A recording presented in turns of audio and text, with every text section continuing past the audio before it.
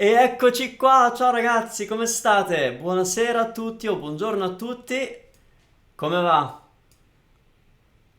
Allora, so excited to be here today. E eccoci qua, ciao ragazzi, come state? Although there's feedback, gotta stop it. Qua, ciao ragazzi, come state? Come va? Buonasera a tutti o buongiorno a tutti, come va? Alright, of course something had to go wrong, but not as wrong as it did 12 hours ago when I couldn't go online. So if you were here early today or yesterday, depends. I'm so sorry for what happened, but technology, it happens. Tonight wasn't a smooth ride either. I had to move all my computers because the office wasn't empty as I expected. So here I am. Ragazzi, buongiorno. Ciao a tutti, ciao a tutti. Ok, abbiamo 20 studenti in linea. So there's 20 of you right now online. Hopefully a bit more soon. Okay, so what's going to happen today? In today's live class, I'm going to speak English because I'm going to answer your questions. And, I like to explain things in a language that it's easier for you to understand, so you don't have to struggle with understanding what I'm saying while I'm explaining something that you don't understand what it is. So many people, so many people. Ciao a tutti, ciao. Okay, so I'm gonna stop looking at the chat box. So I'll be so busy telling you everything I have to tell you that I may not see your messages. But I have the questions for today. So don't ask questions for today because I have a bunch. I already have too many probably. Allora, where do we start? First of all, I want to start by thanking you for supporting the idea of doing daily live lessons. I call them lessons, some are going to be comprehension exercises like we did yesterday. That was so much fun.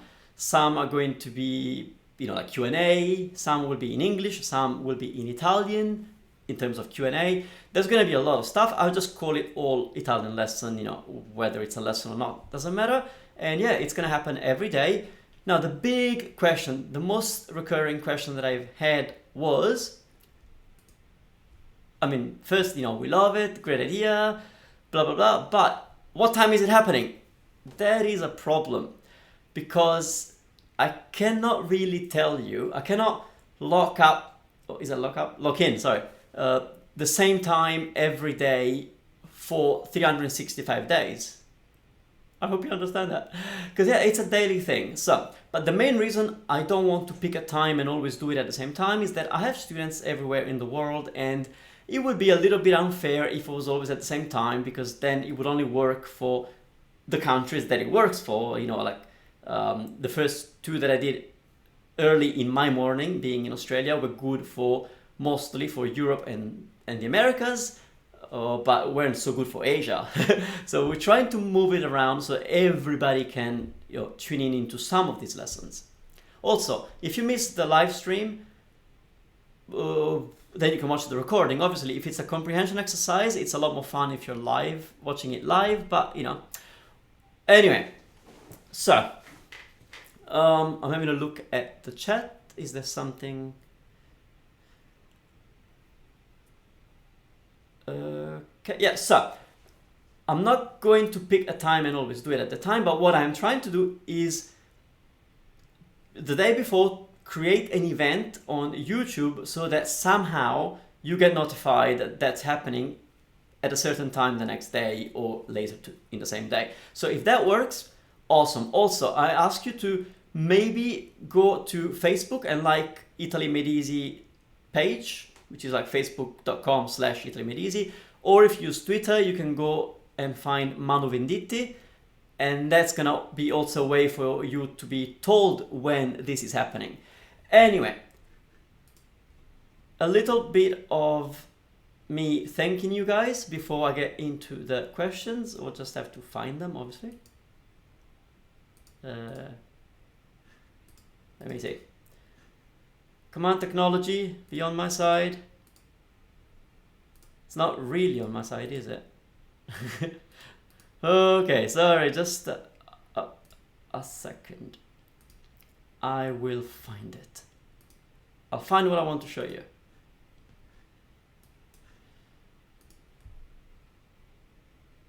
Nope. That's when it's really handy to have somebody helping you when you're doing live streams, isn't it? Okay, nope. Alright. I don't know why it's not working. Okay. Don't leave me! Restate per favore! Oh, ok, 27 studenti, perfetto. I had it all set up so that you could see my questions. Or your questions, actually. Here we go. Okay.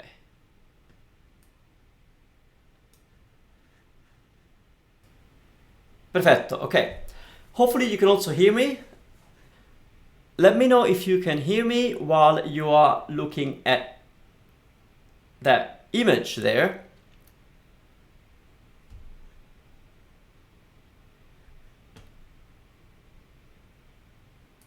Okay, so first of all, I really want to thank you guys for the support that you are giving me and the channel, and you know, it's stuff like that that really makes me want to do this, because some people ask me, why do you do so much? Well, look at that message. Ciao Manu, grazie mille, I'm learning Italian easily because of you. Just love reading stuff like that. What else have we got? I love seeing stuff like this. Oh, you can't see it fully, but it's a conversation between Pilar, Zach, and 101 Corkscrews. Is that Maria? Can't remember. But yes, seeing students helping each other out on the channel, in the comments, that's just amazing, isn't it? And then I have a bunch of people asking questions, just generic questions. For example, do I have podcasts? I initially had planned to do many podcasts, and then I had issues with the music that I was using on YouTube, because I have license for YouTube, but I couldn't use the same music on podcasts. And then I had too much content to remove the music from, so it didn't happen, but it might happen in the future. What time zone? Whenever I create an event, it will be shown in your time zone, so you don't have to worry about that. So that's why I don't really say what time it's happening, because that would only confuse people. But yeah, check the event. Also, if you click on the link for any event that you receive somehow in an email or Twitter or anywhere, if you click and come to the page that you're looking at right now, it will have a countdown, and that's based on your time zone. I mean, the countdown doesn't need to be based on anything, but it will tell you what time it's on in your time zone.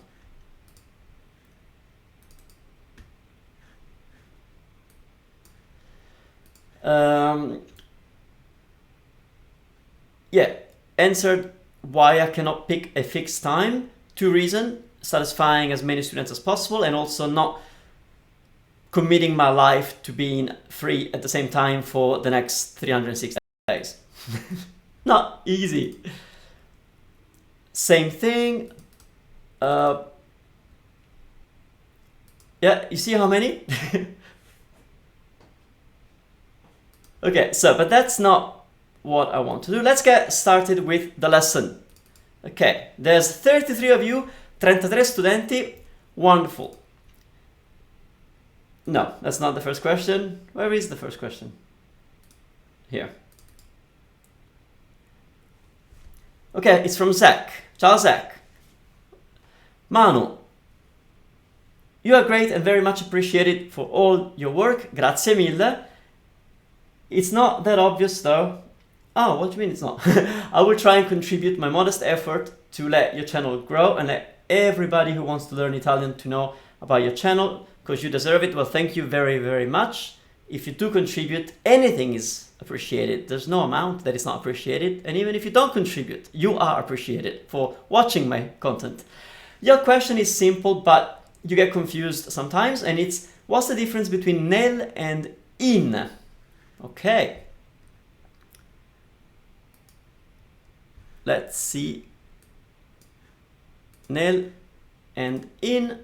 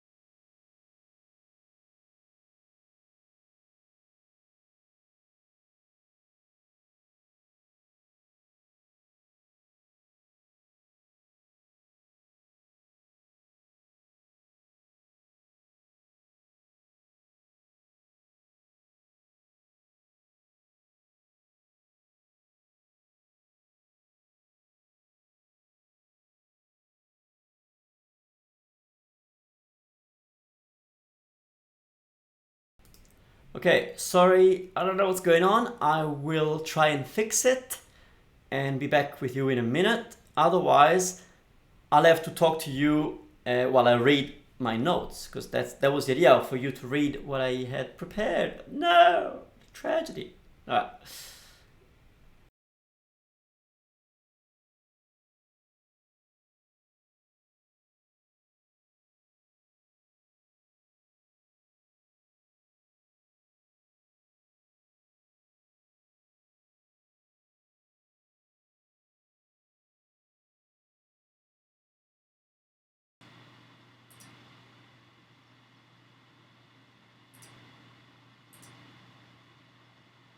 Okay, this may have to do for the moment. I think you can hear me. I'm not sure I'm using the good microphone. But if you can hear me, that could be good enough. So I'll wait. There's a 30-second delay between me speaking and you entering. Okay, Sorin says that you can hear me. Okay, is the sound okay? Because I don't think I'm using the good mic, but that's still alright, isn't it? Perfect, ok, perfetto ragazzi, ok. Scusate tanto, ma continuiamo o iniziamo. Zach, here's my answer to you in relation to the in and nel.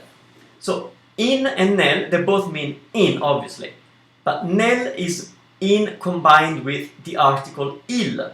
Now, there's a bunch of those combinations. Of course, it depends what you're combining in with. So, if you were combining with la, they would be nella. If you are combining in with lo, it would be nello, and so on. So, whatever I say about nel, just remember that it applies to all the other combinations of in plus the article, not just this one. Okay, so when do we use in by itself? Whenever we go in, and there's a place that it's usually an enclosed place that you could kind of walk into. It doesn't work with everything, but the idea is that if you can kind of walk into, then in Italian we'll use in. And it's the generic way of saying that you're going to a place or into a place. What do I mean by generic? I'll tell you in a second. So, for example, vado in banca. I'm going to the bank in English. Andiamo in posta. We're going to the post office. Vanno in farmacia. They're going to the chemist. And vai in palestra. Are you going to the gym?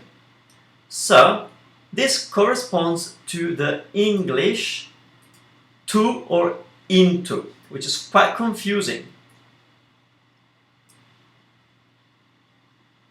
Okay, somebody's saying that you can't hear me. Everybody says that you can. Ooh, I hope you can. Okay, so this in plus the place is what we use for when we're not being specific. So what do I mean? Well, if you're going to the bank, you're just going to the bank. You're not saying you're going to the bank down the road where Samantha works. That would be a specific bank. Then the rules of the game change, but we're not going to worry about them. So, when do we use... Well, here are some phrases that always use andare in, regardless of whether it makes sense in English or not. They're just phrases, you have to use them as they are. Andare in vacanza means to go on a holiday or to go on vacation. Okay? Andare in spiaggia means to go to the beach. You can also say andare al mare, but if you want to say spiaggia, you have to say in and there's no changing it. Andare in montagna, to go on the mountain or up the mountains. Whichever way you want to say. In Italian it's andare in montagna. So these ones, even if they don't make sense, you have to use in. And then we have in plus the article. So when do we use in plus the article? Well, when you're trying to be specific about the whereabouts of something, and where in English you would use in the. So for example, l'acqua è nel frigo. The water is in the fridge. So it's in the fridge. Cosa ci metti nel sugo? what do you put in the sauce? So it matches the English in the. What do you, because you wouldn't say what do you put in sauce? Water is in fridge, okay? So see, it works almost the same as English most of the time. Nella storia italiana ci sono molti imperatori. It's not true, but so in the Italian history, in the history of Italy. Why? Because it's the specific history of Italy. So it's in the history. Negli alberghi italiani si mangia bene. See here, in English you may not use the da because in English you say in Italian hotels you eat well. But in Italian, here's a little note. Bear in mind that Italian uses the article a lot more than English. So sometimes it may not really work because you wouldn't use the article in English, but we do in Italian. So we're going to use NEL anytime we are being specific as to where something is in, and in most cases you would have the da in English as well. Okay, so that's the shortest answer I can give, which was pretty long already. Anyway, okay. Next question from Jocelino. Muito bom, Manu. Ainda está buscando o caminho, mas a ideia é ótima. Compreendo perfeitamente o seu inglês e principalmente o seu italiano. Tenho uma questão. Quando se usa egli, ella, e quando se usa lui, lei, essi, loro, o esse. So, that was in Portuguese, obviously. No, in Italian. Oh, and you didn't say it, sorry. I guess that was it. So that's the question from Jocelino.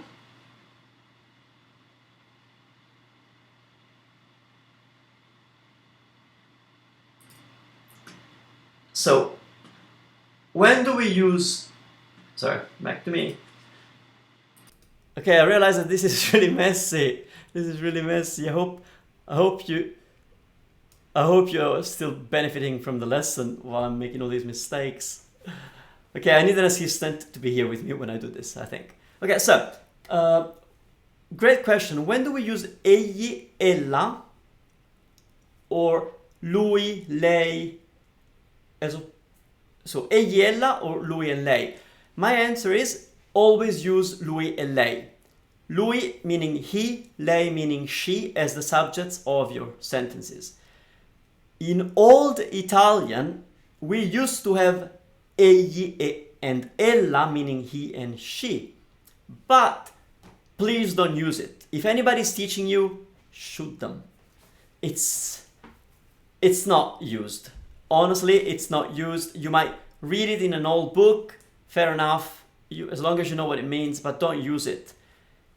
The idea was that egli and ella would be the subject pronouns and lui and lei would be the object pronouns.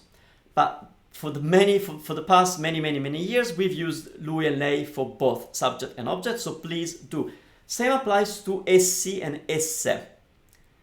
It means they, masculine and feminine, but we don't use it, we just say loro, which again used to be the object of a verb, but now it's also the subject. But there is a problem with this, because the beauty of essi, for example, is that it could have meant they, meaning objects, so like the tables, the books, whereas now loro tends to sound more for people. So we don't really have a way of saying they when the they is an inanimate object. We don't need it. Because in Italian we don't need the subject. So you're not going to find that you need a word that means they for objects. Like we don't have a word that means it in Italian. Because we don't need it. You just use the verb, conjugate it for the third person and you've got it. So don't worry about that. It's not really a problem.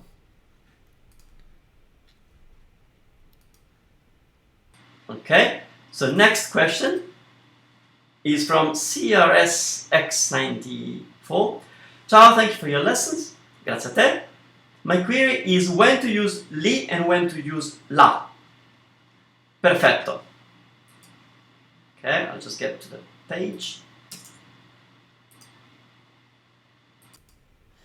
When to use li and when to use la. This is kind of a, how do I say it in a simple way? Because la can also mean the article for the when the is feminine singular, like la ragazza, la pizza, but that's not the one we're talking about, okay? Don't confuse it.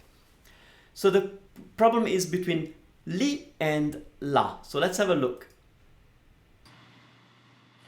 Li and la as direct object pronouns, okay? So that's the only time we worry about li and la and being confused. But it's actually not that hard. It's not like it's an easy distinction.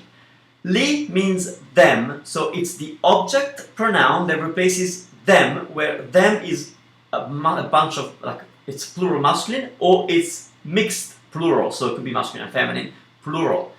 And la means it, or when the it is feminine as the object of a verb, or it means her. So here's a few examples. Is it too small for you to read? I'm not sure. Okay, non li conosco. Non li conosco means I don't know them. So that li refers to them, where them is a bunch of guys or anything masculine plural, really. Okay. But if I say la conosci, that means do you know her? Why? Because la means her or it, where it is feminine, and conosci means you know, do you know? So do you know her? La conosci? I libri li porti tu? I libri, the books, li porti tu? Are you going to bring them? Are you bringing them? Sorry, are you bringing them? So, I libri, we're introducing the topic, which is masculine plural. So if I want to say, are you bringing them? That them has to mean the books. So we have to say li, which means them for masculine plural. You see what's happening? Non mi piace la ricotta. I don't like ricotta. Non la mangio. Non la mangio mai. I never eat it. Why la mangio? Because I don't eat it. It is what? It's la ricotta, which is feminine. So I have to pick the it that refers to ricotta, so that's la. Now this is not a segment on all direct object pronouns, it's only trying to help CRS X94 to understand the difference between li and la. It really comes down to what you mean. Do you mean them or do you mean it?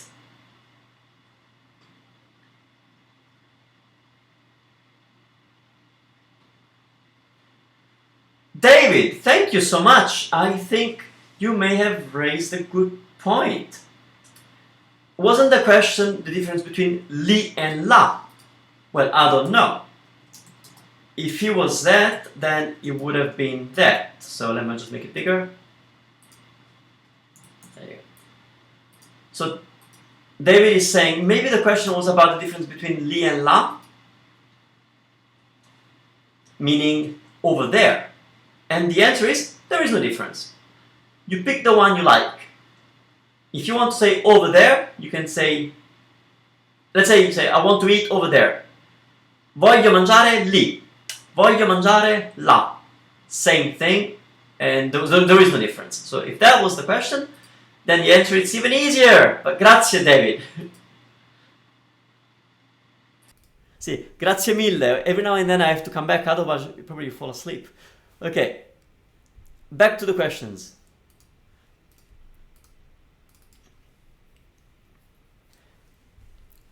Okay, it's the first time I'm having to pronounce your usernames. So even the ones that I've seen for a long time, I don't know how to pronounce. So Kimi Toto, I don't know. Hey Manu, can you explain how to use da and di as possible forms like questo è da Franco or questo è di Franco? Cool, yes, I can.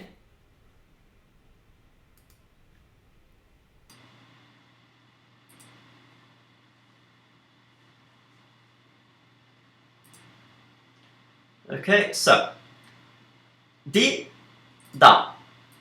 So di means of, and it represents possession, and it specifies something. Da means from, and it talks about the origin of something. So there are different concepts, although sometimes they overlap, and I'll tell you when that happens, okay?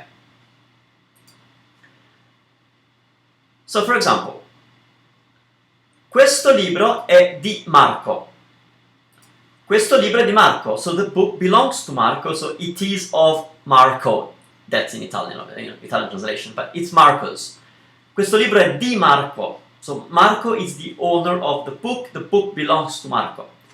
But if I say, ho ricevuto questo libro da Marco, I've received this book from Marco, because it comes from Marco. So that's the origin of the book, okay? So it's not the possession, but it's the origin, so we use da. Queste arance vengono dalla Sicilia. These oranges come from Sicily. Now that dalla is the combination of da plus la, which is the article that we must use for Sicilia. So da la Sicilia is dalla Sicilia. So these oranges come from Sicily, and again, it's because they come from Sicily, the origin is Sicily.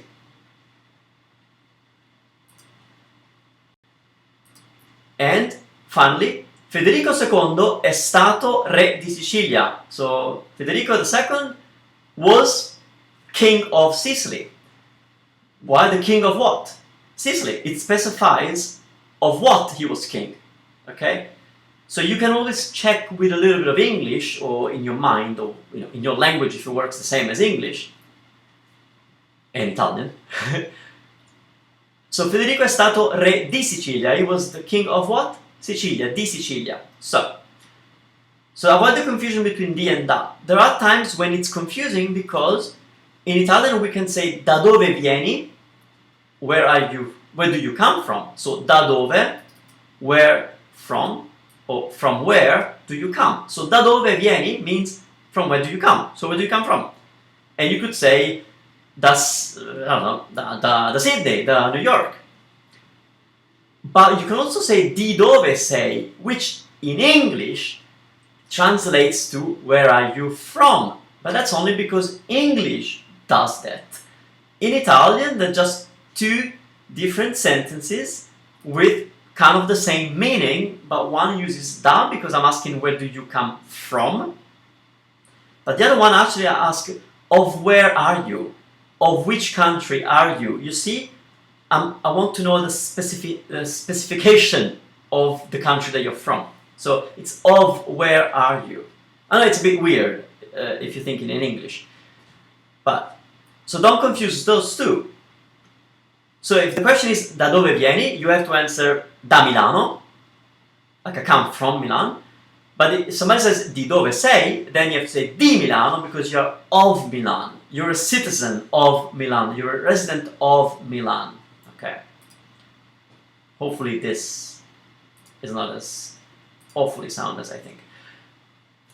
Careful though, because da in Italian is also used to mean to with verbs of movement and when the motion is towards a person. So for example, if I say vado dal dottore, that means I'm going to the doctor. So in English we say to the doctor, but in Italian, because we're moving towards a person, not a place, we have to use the preposition da. This is confusing because it doesn't make sense when you think that da means from. But that's when you have to stop thinking that it means from. So, stasera andiamo da Alessia. Tonight we're going to Alessia's. Why? Because we're moving towards a person. Even though we're going to a place, the sentence has the name of the person, so we go with da. Mangiamo da mamma. We are eating at mom's. Da me o da te? So I say my place or your place. It's the same as saying somebody's place. So mangiamo da mamma means we're eating at mom's place. So even though in English you would say at the place of mom or at mom's place, in Italian we use da very much like the chez in French, like chez moi, chez toi, if you know French.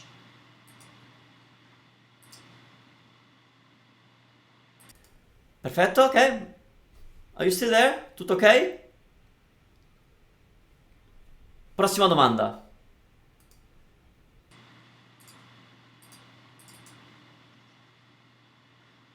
Okay, no, not this one. That was in Italian. That's for tomorrow. That's for the next one. Sorry. No, it's not. Okay, so this one is a bit. The first part is too big for me to answer today, but the second part I can answer, and it says the other question: is there a usage of vi that is similar to ci that has nothing to do with voi? Great question. Like vi sono, vi è, but isn't referring to the second person plural. We share examples, don't worry, I have examples. So if you've seen this, it can really confuse you. So what's with the vi that it doesn't refer to you guys? Because, every time you see vi, usually it means it refers to you plural, Vi chiamate, you call yourselves. Vi alzate, you get yourselves up. Vi parlo, I talk to you guys. So that vi usually refers to you, plural. But this one doesn't. For example, a Roma vi sono molti monumenti. So if you come across something like this, that vi is simply a high register version of ci. Not the ci that means us, the ci that means there. And because it doesn't work all the time, I'm going to give you a little bit extra information that you want to use it. First of all, okay, I don't know if you can see this, but my first tip is don't use it. You don't need to elevate your register to this level of eloquence. If you say ci sono, you're speaking perfectly good Italian, so don't worry, okay? Ci sono is fine, ci sono. Don't use it. But also, if you really want to use it, only use it when it's replacing c'è or ci sono in any tense. So it could be c'era, c'erano. In that case, you'd say vi era or vera and verano or vi erano. C'è, ci sono would become ve or vi è and vi sono. Ci sarà, there will be, becomes vi sarà. So, non ci sono dubbi, there are no doubts. Non vi sono dubbi, there are no doubts. Same meaning, just higher register. Like I said, it doesn't work all the time when the ci means there. For example, if I say vai a Roma, and you say yes, I'm going tomorrow, well, in Italian you have to say sì, ci vado domani. That ci means to Rome. Ci vado domani. You cannot replace that ci with vi. So you can't say vi vado domani. So that's why it's safer to just not use it, to be honest, okay? We like to be as safe as we can when we approach a new language, meaning use what you know works and slowly you start trying more daring things, but don't do this one. Don't do this one. Okay, and this might be the last question because it's been a long lesson today. It's from Joy. Che meraviglia, Manu, grazie. Can you explain when to use forse and when to use magari? In English we have maybe and perhaps, but they mean the same thing, with perhaps being a bit more formal. Love this one. Perfetto. Okay, forse and magari. Forse, I'm going to give you different translations. Even though magari does translate with maybe or perhaps, I'm going to give you a better version of this. Forse, let's say that forse translates both maybe and perhaps. But the main thing is that forse translates doubt. So if I say domani forse vado a Firenze, it's doubt. There's doubt about me going to Florence. Domani forse vado a Firenze. So whether you say tomorrow maybe, or maybe tomorrow I'm going, or maybe tomorrow I'll go to Florence, or perhaps tomorrow I'm going to Florence, it doesn't really matter, because in Italian it's still forse. It's doubt. Vieni alla festa? You come to the party? Forse. Maybe. Maybe. Okay, so that's, or perhaps if you speak a different way, English in a different way, that's fine. Magari, I'm going to give you the translation of possibly. So it means maybe, but it actually suggests possibility and not doubt. So if I say, domani andiamo a Firenze e magari ci fermiamo a Roma lungo la strada. So tomorrow we're going to Florence and maybe we'll stop in Rome along the way. But that maybe, when I say magari instead of forse in Italian, I'm actually suggesting that potentially we'll do it. I think we're gonna do it. Yeah, we're gonna do it. Okay, so it's that kind of maybe. So, I know that, I think it's British English. This is, oh, I'm not sure, but this is given to perhaps. It's the meaning that perhaps can have. As in, perhaps yes, instead of perhaps no. But anyway, so if I say domani andiamo a Firenze e magari ci fermiamo a Roma, it's a suggestion about the possibility that we may stop in Rome and probably we will. So it's not really a doubt, it's more of a possibility. How many of you didn't know this? Hey Joy, you're there! So this question was for you, this answer. Zach was here. Zach, I answered your question at the beginning. So how many of you didn't know that maybe actually had such a different meaning and you thought it was kind of another way of saying maybe?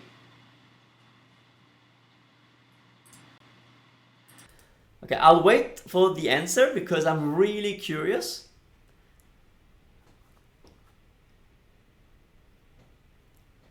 So out of the 22 students watching this live now, how many knew the or really could get the magari? Because magari is a tricky one. And I'm going to shock you with another meaning of magari. Yeah, they're not quite interchangeable. I know, it's tricky, isn't it? Beautiful, I'm so happy. Good, good. Alright, back to...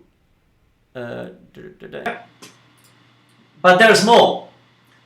Magari, usually by itself and in exclamations, means if only. For example, if you ask me, Manu, hai vinto la lotteria? Did you win the lottery? And I say, magari. Well, that means I wish. So it doesn't mean maybe. It totally doesn't mean maybe.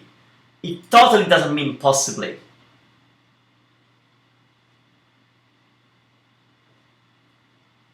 Okay, so what does it mean? Well, I say if only, but it doesn't really translate as if only, only. You know, for example, in this case could be I wish. But look at the other example. Vuoi che guardi io I bambini stasera? Would you like me to mind the kids tonight? And I say, magari. Now, it depends how I say it, but if I say it in a certain way, it could actually mean, oh yes, please. You know, if it's, oh, magari. That would mean, oh yes, please. You know, because translating with I wish could be a little bit rude. So this is one of those words that it doesn't really translate. You have to see it in action. And for that reason, I actually want to show you a website. Oops, sorry. Just a second. I want to show you a website that you will love. You honestly will love.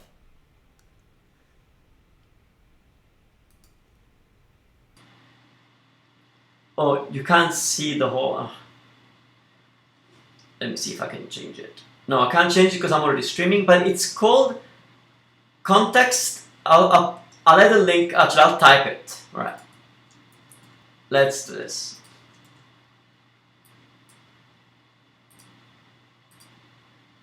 Okay, so if you go to context.reverso.net, I don't think you need to add the translation. It might just take you there anyway. You end up on this website. And let me tell you, it's amazing. So, why is it amazing? Because it gives you context, not translations. So it gives you translations with context. So you have a bunch of Italian sentences that use magari that have been officially translated into English. Now here, if you look quickly, they're all translated with maybe and perhaps one possibly. but read the sentences and you will understand a bit more. Allora magari potresti spiegarmi perché continua a crashare. Then maybe you can explain why they keep going down. Talking about software and stuff, I think.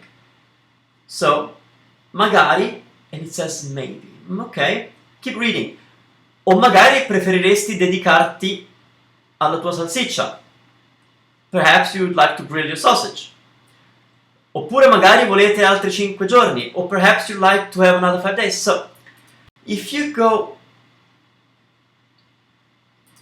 The idea of this website, and I used to work with stuff like this when I was in university, but if you have access to not just the dictionary translation, but you have access to actually translated sentences that were in Italian and now you have the English translation, you can see and get an idea of when the word in Italian is being used. So I think this tool is so amazing that you are going to love it. Okay, so I think that's it for now. I'm as tired as probably you are. So, grazie mille ragazzi. Unless you have, okay, let's do 2 minutes of quickly, thank you Anya for posting the link to the website that I've just shown. Ok ragazzi, avete una domanda velocissima, velocissima. It has to be quick because we're all tired now.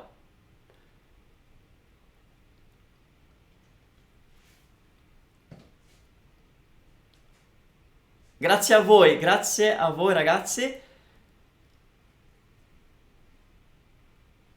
Ok, no, tutto ok? Tutto a posto?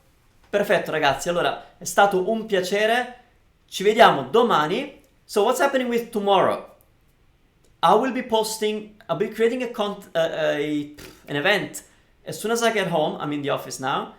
As soon as I get home, I'll create an event with the time for tomorrow, but it will be in a few hours really, because this is a catch-up for the one that I couldn't do earlier today because technology wasn't working. So in a few hours, we have a new live lesson. It's going to be in Italian, and I will be answering your questions in Italian. So it's going to be more for advanced students, because if I answer in Italian, you're supposed to be able to understand my answers. If you don't worry, because in a day or two you will find the subtitles for anything that I produce in Italian. So perfect, isn't it? Ok ragazzi, grazie mille, una buonissima serata a voi, buonanotte o buonissima giornata se siete di là, se siete in Europa o nelle Americhe, in Africa, ok? Un bacione, ciao ciao!